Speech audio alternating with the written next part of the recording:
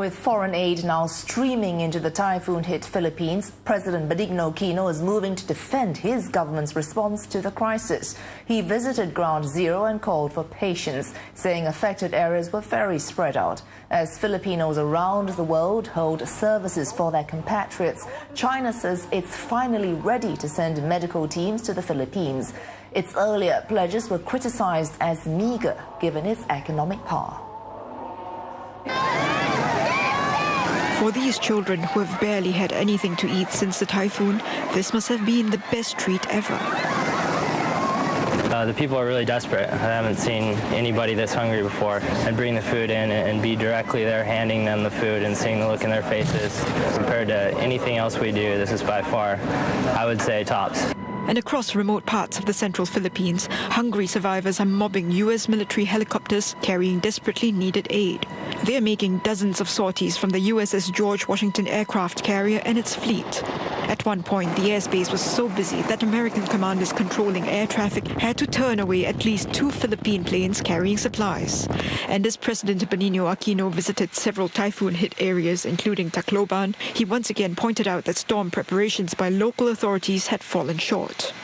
Maski na gaano inis ko, daanin ko na lang sa asim na sikmura yung, di ba, parang, wala naman, di ba, ano pa ba ang pwedeng gagawin, di ba? Pagdating ng mga natural disasters, no, talagang dasal lang ang katapat natin dyan. Pero, importante ho na magawa natin yung lahat ng pwede natin gawin. In a grim reminder of Super Typhoon Haiyan's sheer power, a British charity released a new amateur video filmed at the time it made landfall.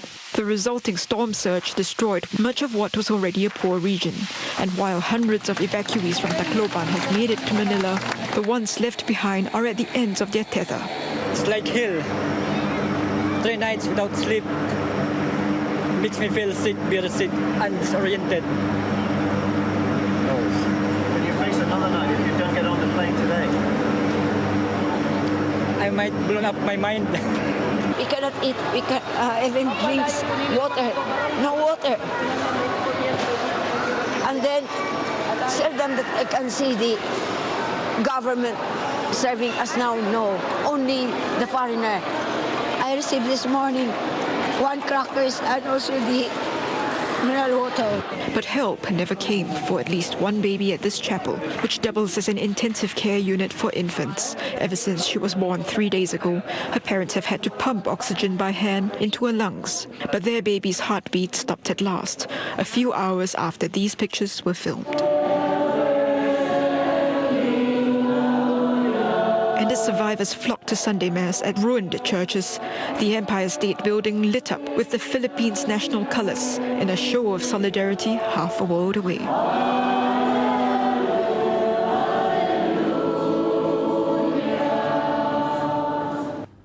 On Channel News Asia's Christine Ong tells us that the Philippine government has unveiled a win-win plan to speed up relief for survivors. Now, what government plans to do is to employ these survivors to help in the relief packing and in the relief distribution as well for all the affected population of the Central Philippines. And now they would have a food for work or a cash for work type of program, particularly important as these survivors are starting to pick up the pieces more than a week after Super Typhoon Haiyan.